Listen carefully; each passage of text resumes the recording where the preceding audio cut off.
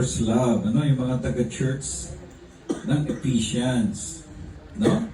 Ito ang pinagdaramdam ko sa inyo ngayon, di ba?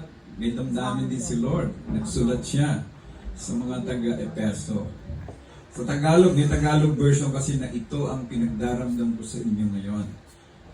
Mas maganda na, mas magaan na ng konting pinagdaramdam kaysa sa against. Ano? Medyo yung King James, medyo mabigat, no? But I have this against you, that you have abandoned the love you had at first. Medyo King James version siya. Or NK, New King James version. Okay?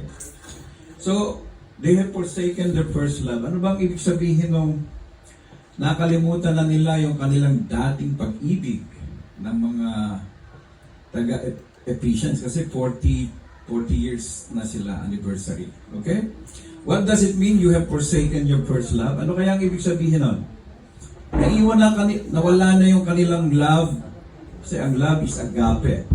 Self-giving love that Jesus did for all of us. Sabagay, si Lord lang naman ang may kaya nun, ano? Pero, dapat nahawaan na tayo ng unconditional love na yon. Kasi, nilagay naman na sa heart natin yan, Romans chapter 5, verse 5, no?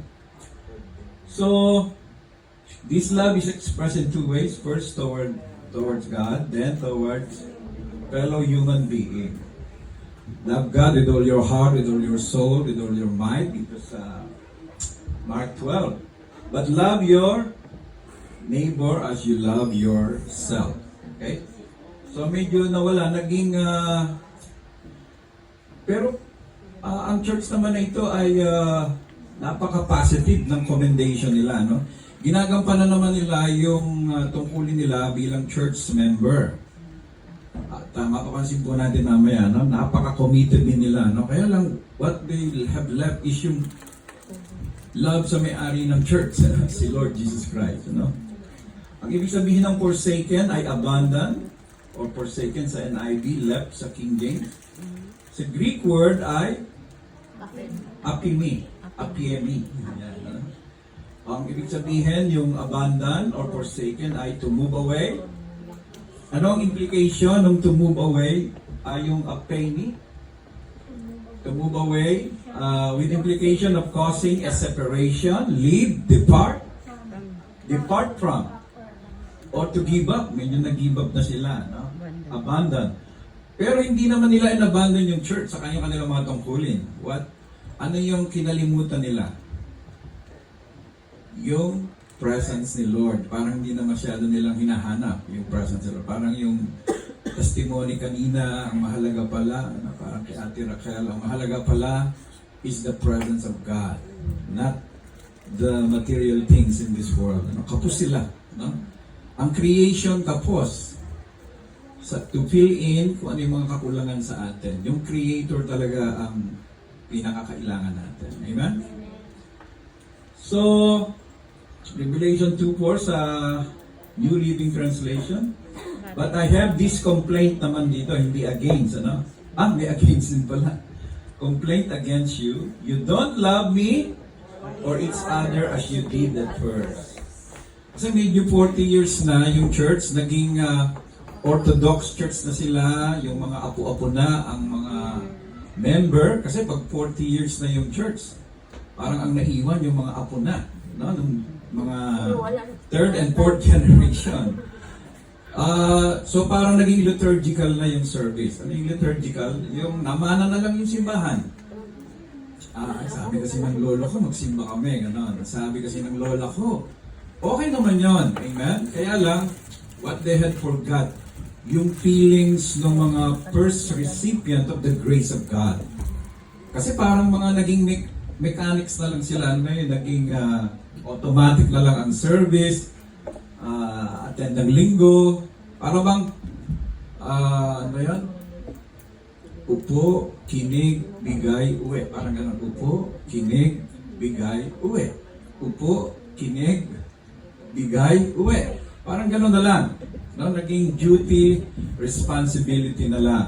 Parang ganito, ano? Tingnan po ninyo, napaka-positive ng kanilang commendation. Pero bakit may against pa rin si Lord? Ano? Ang sisipag nila sa church. Tingnan po ninyo, no?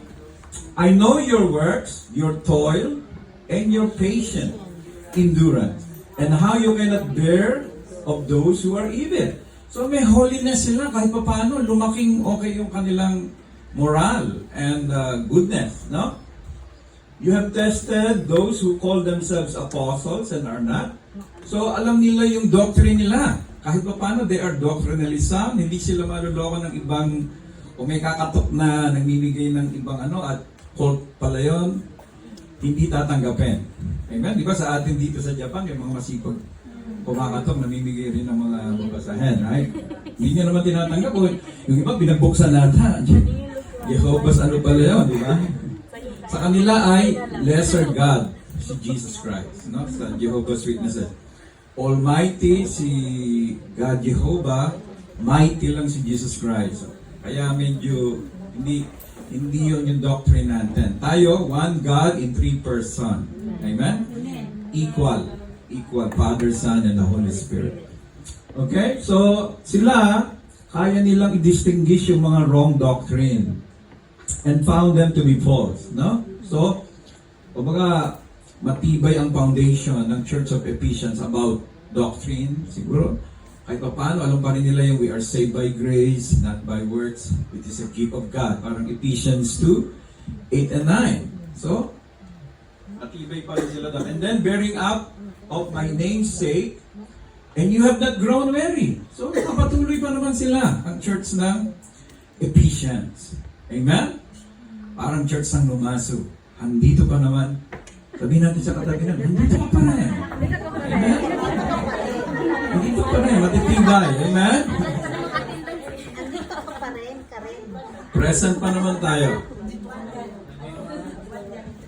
Amen? Pero may hinahanap yung iba, parang patotoo kanina, narinig ko rin na ganun lang ba, simbal lang, and then, hindi ba tayo mag-go-grow pa? Another level, no?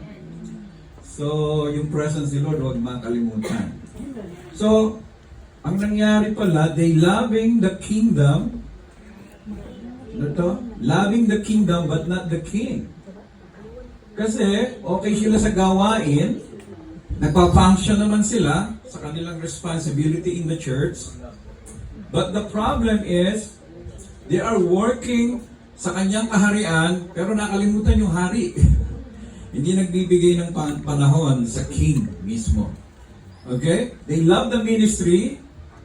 Iba nagpa-function no? They have not grown weary. Nasa church pa rin. Nag-anniversary pa naman lagi. Mga pasensyosa. They are enduring patiently, bearing up of my name's sake. Talagang iniingatan pa rin naman kahit pa paano yung pangalan ni Lord, right? Kaya lang,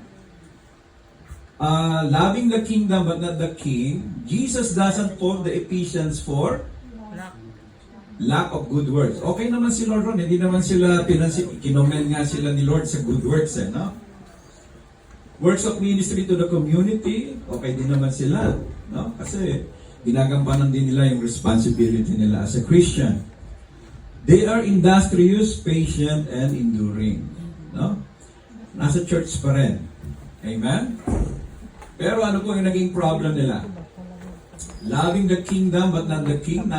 Naalala po ba natin si Mary and si Martha? Sa Luke 10:38-42, ano po nangyari dito? As they went on their way, Jesus entered the village. Woman named Martha welcomed him in her house.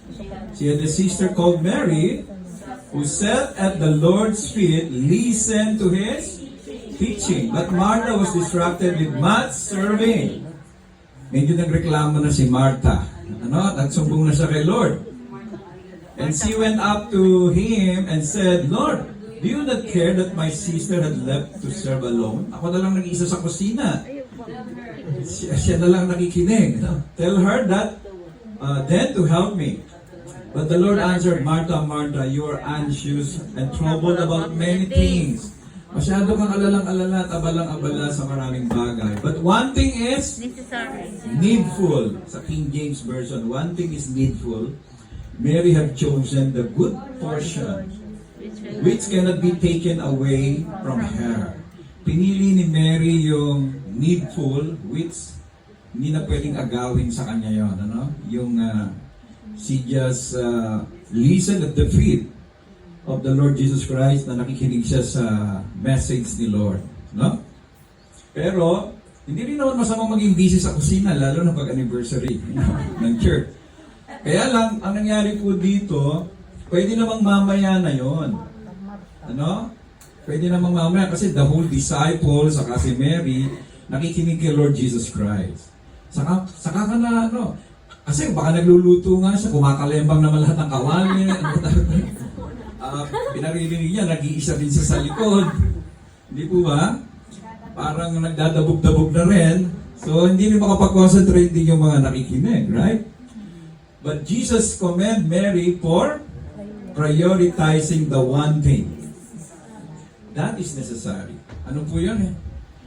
Man shall not live by bread alone, but by every word proceeded out from the mouth of God. Mahalaga na may piniprepare ni Mary, ni Martha, that is food, for the nutrients of their body, ng 12 disciples. Pero, may Matthew 4 po, di ba, nakapasting si Lord Jesus Christ, tinempt nga siya ni Satan doon, na if you are the Son of God, make this stone bread. Di ba? Pero sinagot siya doon ni Lord Jesus Christ.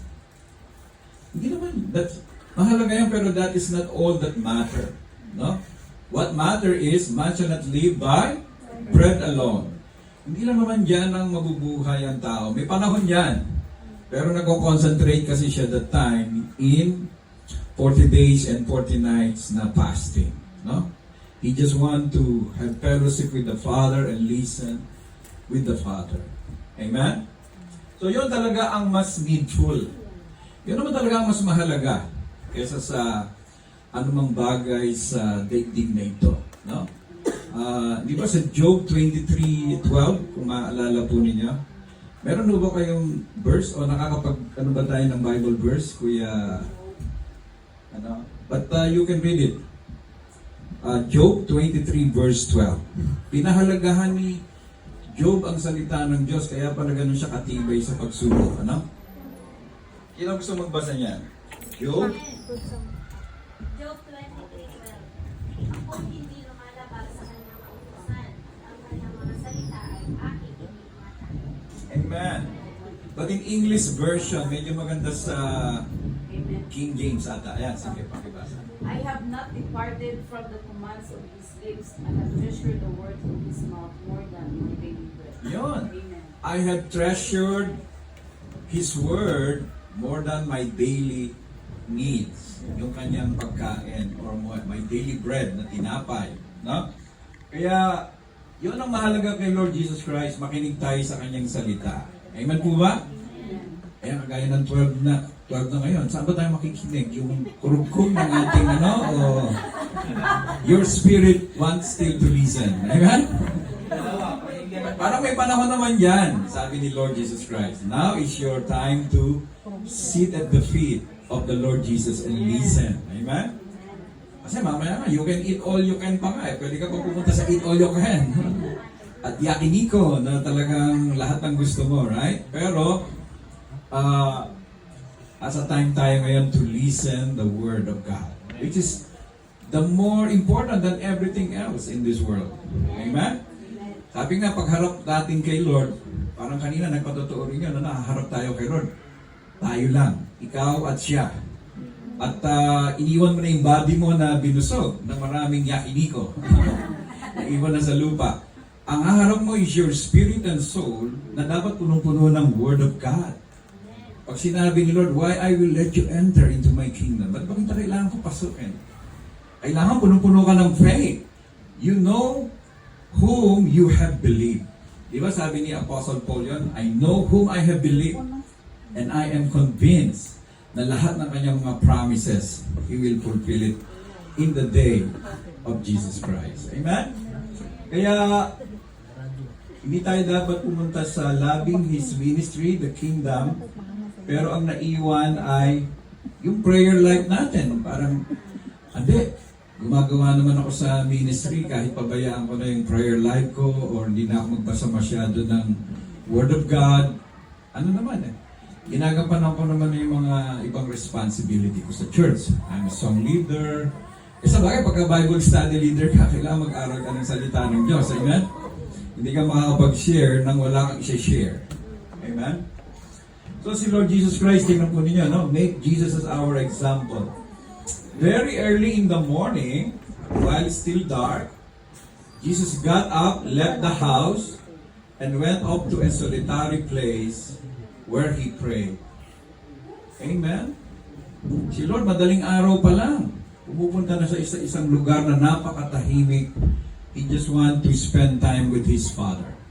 Amen? Kasi medyo maingay siguro yung mga disciple. Lagi niya kasing katabi yung mga disciple pag natutulog. Kasi kung saan sila datna ng gabi. Right? Siguro malakas maghilig si Peter. Kaya hindi siya masyado makapag-concentrate mag-pray. Saka si John, saka si si Judas Iscariot at that time. Ano? So, kailangan niya mapag-isa. Amen? So, madaling araw pa lang. Napakagandang habit nito. No? Alam niyo, 21 days lang daw po natin gawin ang isang lifestyle. Magiging habit mo na. Amen? Alam niyo ako, nung nag-intermittent fasting ako dati, 16/8. Lalo na nung time ng pandemic. March, di ba? March nag-start. Tapos marami ko narinig sa YouTube na kailangan maging matibay ang ating immune system. Natuto ko po mag-lemon, ano yun? Pati luya, kailangan paghaluin, ilaga. Tapos yung juice niyan, ano ba yan? Gawin mong, ano ba, parang siya ang, ano mo siya, green tea mo siya, gano'n. Ano? So, natuto tayo lahat ng pandemic, no? Yung mga hindi mo gustong, pero dahil 21 days kong nagawa, yung 16/8 fasting, naka 3 years ako, kaya medyo pumayat ako noon, napansin niyo? Nung nasimulan ko na naman kumain, nahirapan naman ako mag 16/8. Kasi naka 21 days ako sa Pilipinas last year, na puro kain.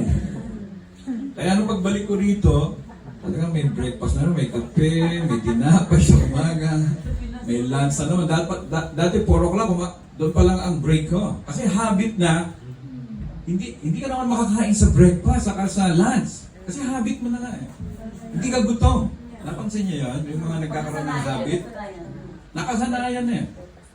Parang yung tulog. Ano ba tawag doon? Yung clock ng body mo. Body clock. Parang naging body clock na rin siya. Yung 16/8.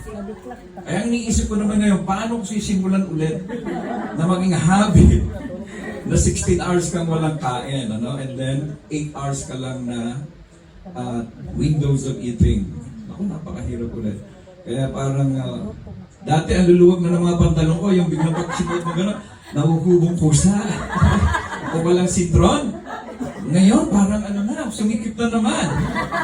Eh nga, naibalik ko na naman yung mga dati medyo tinutupi-tupi ko na yung ano, yung mga 42 sizes, ano ba? Ganyan. Ang dami pala niya kang maluluwag noon. Naisuot ko na yung mga pinagliitan noon. Sabi ko, umasa na sa akin yung 38 ulit, 37. Wow, payat na ako. Ayun.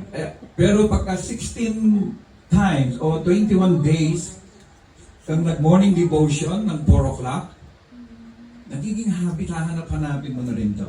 Amen? Kaya lang ang nangyari, 4 o'clock na tayo matulog. Naging habit na yung nanonood ng K-pop, tapos yung Netflix, talagang sinulit lahat. Ako, 1,600 din ito, aman, kaya kailangan masulit. Ano? Kaya ang nangyari, hindi na makatulog hanggang 4 o'clock. Kailangan isulit lahat. Ayan, so it takes 3 weeks to be a habit. No? Prayer, Word of God. Hanap-hanapin ng iyong katawan na ba't ba ako nagising ng madaling araw? Magiging ganun na sa iyo ngayon. Inising ka ni Lord kasi yun yung usapan nyo. Amen? Date with the Lord. Ayan, kagaya ng ginagawa ni Lord. Very early in the morning. Ngayon, very early in the morning nang matulog. Bago matulog. Sa dami ng gadget. Buti na lang yung panahon na ito, wala pang mga TV, gadget, talagang yung panahon na ito ni Lord Jesus Christ. Ano? Pero wala rin radyo noon no? Yan. Mga piko at karantagalang ang pwedeng i-overcome nila noon, ano? Ewan ko lang kung may sugal na that time, ano? Yung silver coin nila. Baka nagkakara-krus. Okay? Number 3. Last point ata natin to, no?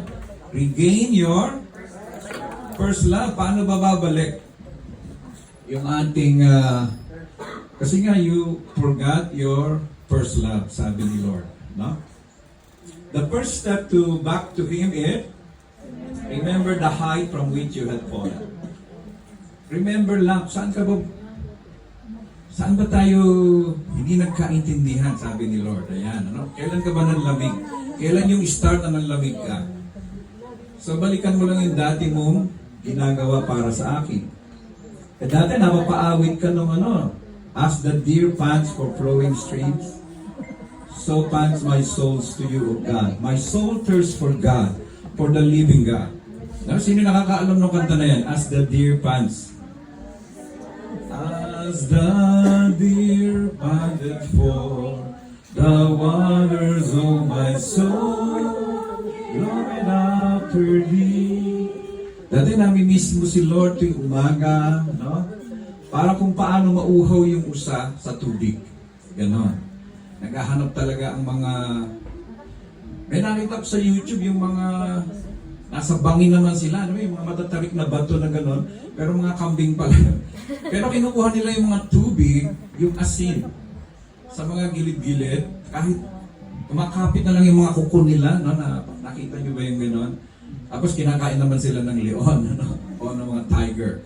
Pero ang galing nilang maglipat-lipat kahit madudulas sana yun, di ba? Pero ang kinukuha pa rin doon ay yung salt.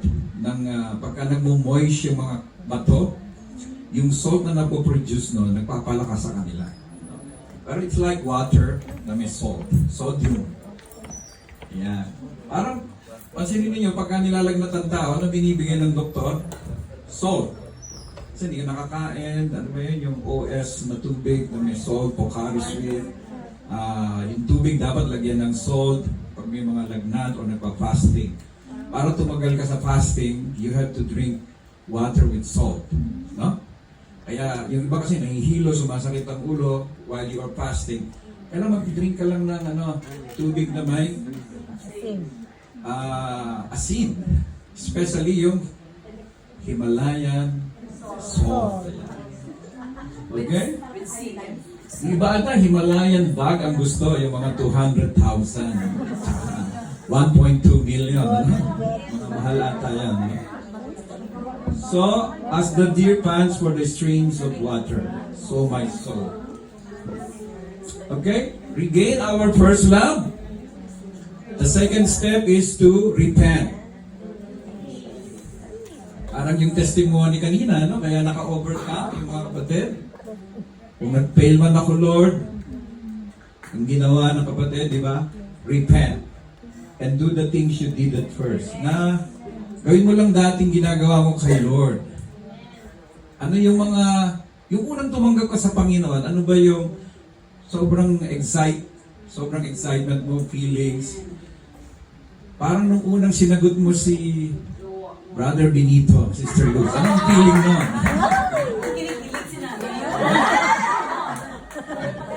Yung makita lang ang bubong ng bahay, nung nakabay ka nung araw. Parang ako kay Pastora Neil, no? Isa lang kasi kami ng barangay, Putlod, Resihan, no?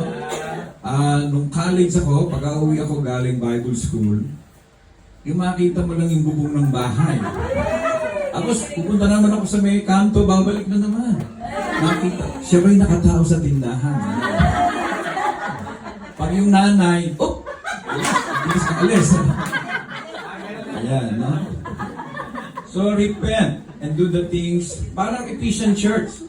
Yung time kasi ni Paul, they are so excited, they are saved by grace through faith, not by works. Parang naka-deliver sila from the law, di ba? So they're so much in love.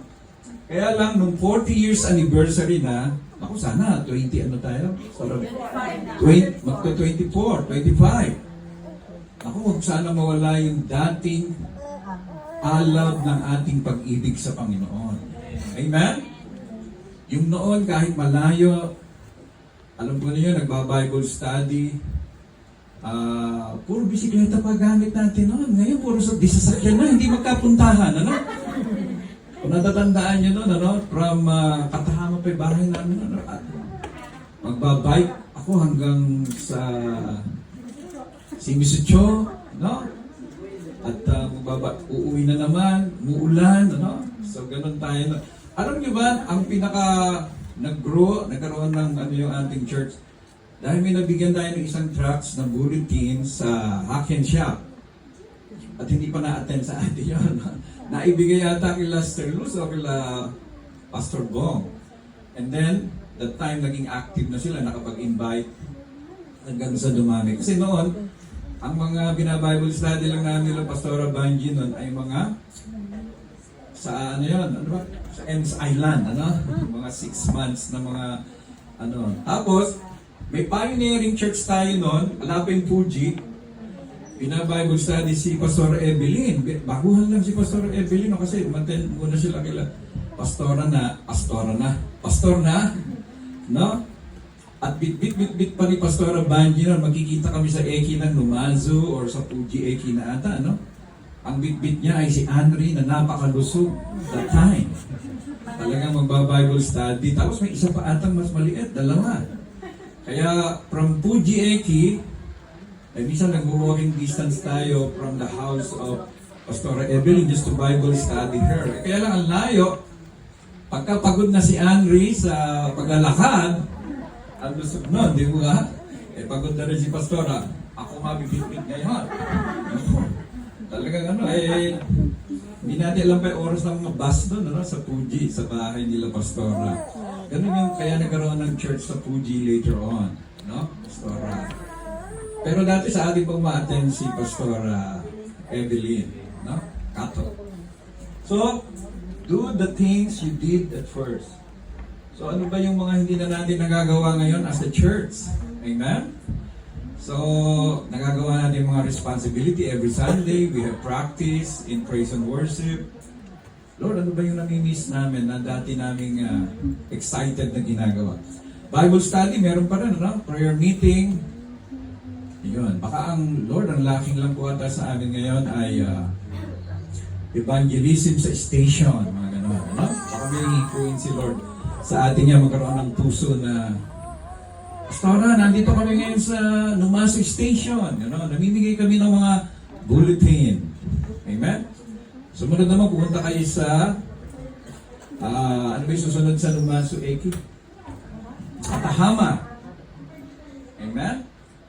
Susunod, ang puntahan naman natin ay sa Fuji Station sa Kasamishima. Amen? Tapos bigyan natin ng trucks. May church po kami dito sa Numazu. Naano pa natin yung taga-Fuji. Okay? Naagawan natin sila. So, regain our first love. Kasi noon, diba si David, gano'n niya kami si Lord, oh? Psalm 63:1. O God, you are my God. Earnestly I seek you. My soul thirsts for you.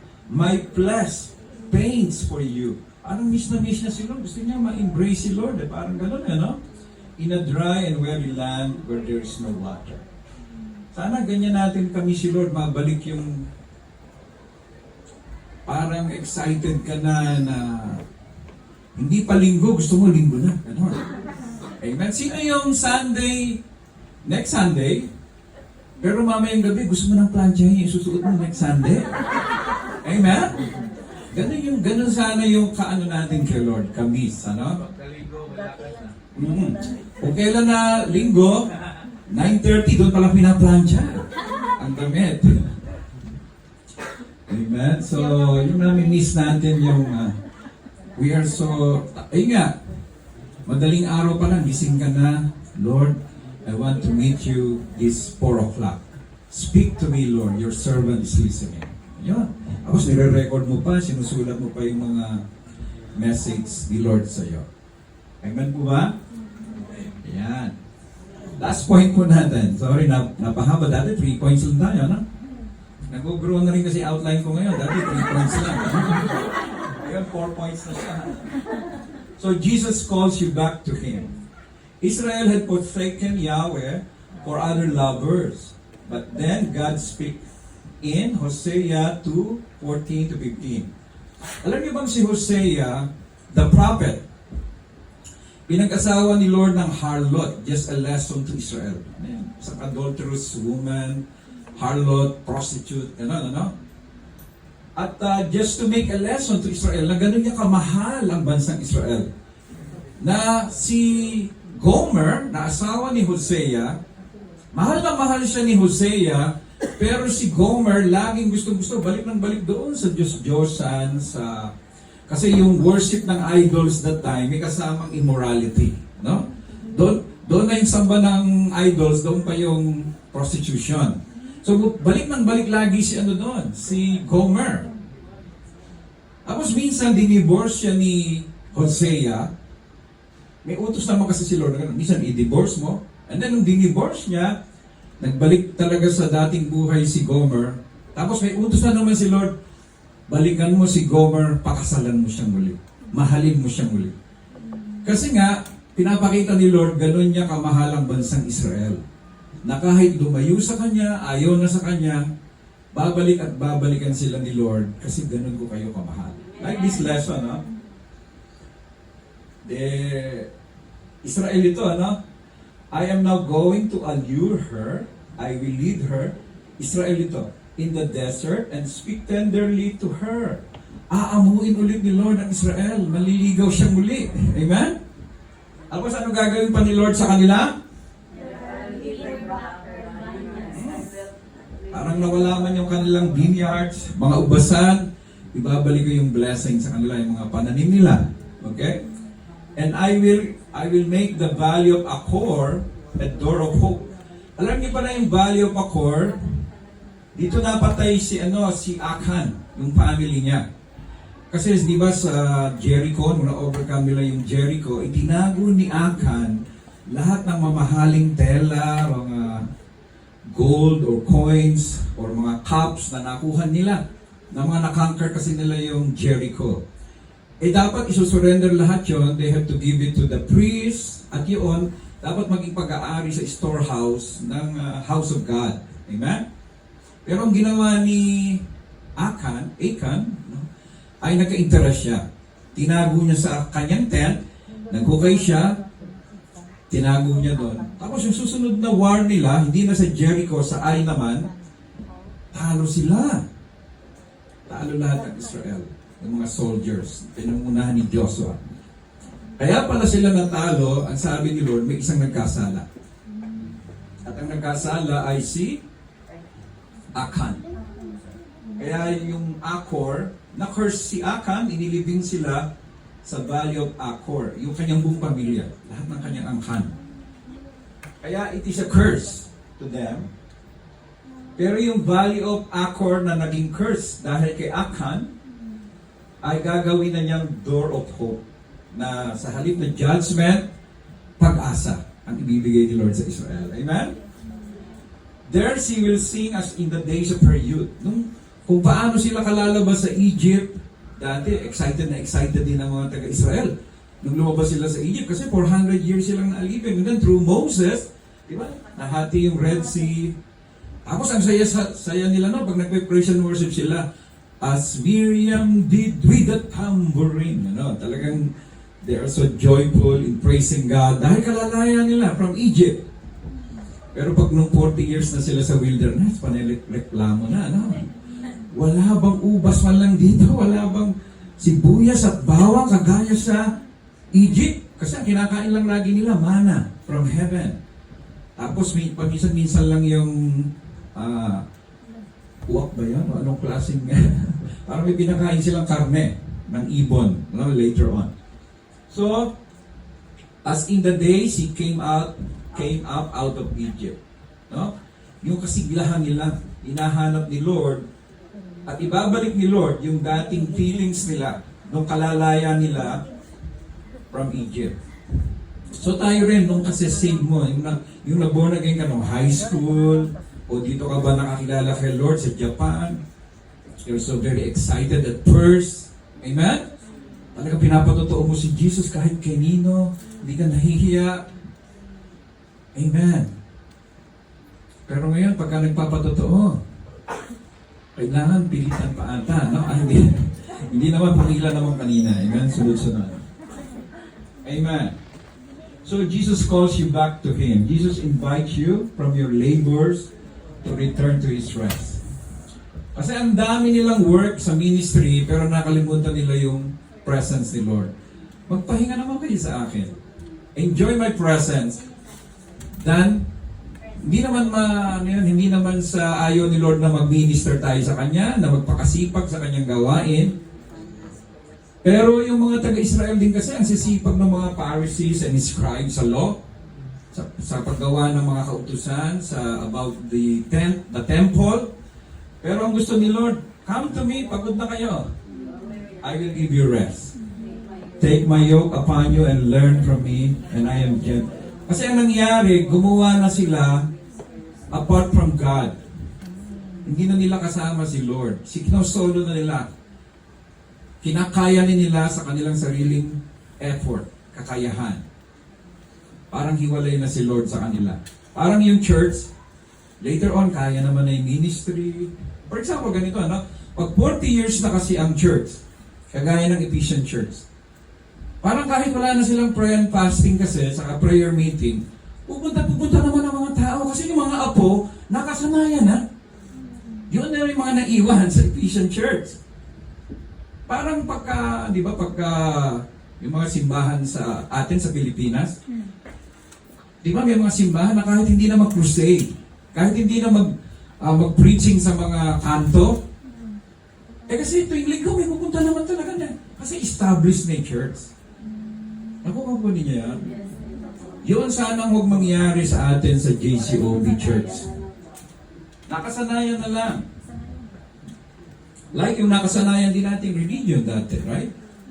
Kahit hindi na mag-evangelism or crusade yung pare, tiyak may pupunta sa tuwing linggo, right? At may pupunta sa mga tradisyon, may pupunta sa mga kahit nga hindi nila i-announce yung pabasa sa kasimbang gabi. Na 10 days na dapat buuin. No? Binubuo ko yun nung elementary ako. Pag nakalagpas, pag naka-absent ako ng isang araw, ang feeling ko noon, ang laki ng kasalanan ko. No? Yung 10 days na, magsisimbang gabi.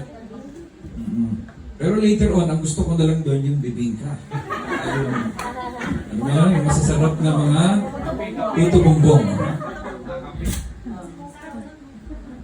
Yan. So noon, kahit hindi naman tayo i-win back ng mga, pumupunta ng kusa. Parang ganun din sa church natin. Sana, huwag na yung kusa nga pumupunta na sa church, pero ang nakalimutan, yung the master. No? Ang nakalimutan mismo si Lord Jesus Christ. But the ministry, okay, naging religious na lang yung ating paggalaw. No? Yun yung naging problema ng Ephesian Church. Kaya sabi ni Lord, come to me. Pagod na kayo sa religious activities lang, and then take my yoke. Pareho na tayo, isama nyo na ako. Alam nyo yung ox pala na tinitrain? Dapat magkaruktong yung ilalagay na, di ba yung kalabaw? Ano ba? Pag may kasama ako, learn from me, sabi ni Lord. Kasi ang nangyari, kaya ko mag-isa. Wala si Lord. And sabi ni Lord, magkasama na tayo. Amen? Kasi my yoke is easy and my burden is light. Mas magaan ang ministry kung kasama mo ako. Amen? Huwag mong solohin. Pansinin ninyo kapag wala tayong prayer, wala tayong devotion kay Lord, ang ministry natin minsan mabigat. Sa halip na privilege yung feeling, magiging pabi. Ano yung pabi? Puro ako na lang, inutos sa lipas. Naku, gano'n. Puro kami na lang naglilinis dito, kami na lang lagi ang concern. Mga ganon. So magiging mareklamo na later on kasi mabigat na. Pero kung mayroong devotion kay Lord, ang nag-i-inspire yung relationship kay Lord, hindi na siya magiging liturgical service or ritual na lang or nakasanayan na lang kasi. No? Sana hindi mangyari. Hindi, sabihin natin sa katabinan, wala sa numaso niya, sa JCOB naman. Hindi dito yan. Sa kabilang church. Amen. So as the valley of Achor, as a door of hope. So dati curse yung valley of Achor, now it's a blessing. Dahil gusto ni Lord bumalik sila. So come to me, all you have heavy burden, and I will give you rest. Ayan, certainly of God's promise. Kapag nag-overcome kasi ang Church of Ephesians, hindi na sila maging liturgical, hindi yung duty lang ang responsibility, nabalik na yung love nila kay Lord, out of love na kaya sila gumagawa, out of love na kaya nagbibigay, out of love kaya sa Sunday service, hindi na dahil religious duty lang, nakasanayan lang, ano? Hindi ko dapat, nakasanayan na kasi, ganun lang. Kaya kahit ayaw, yung mga ganun, napilitan lang, ano?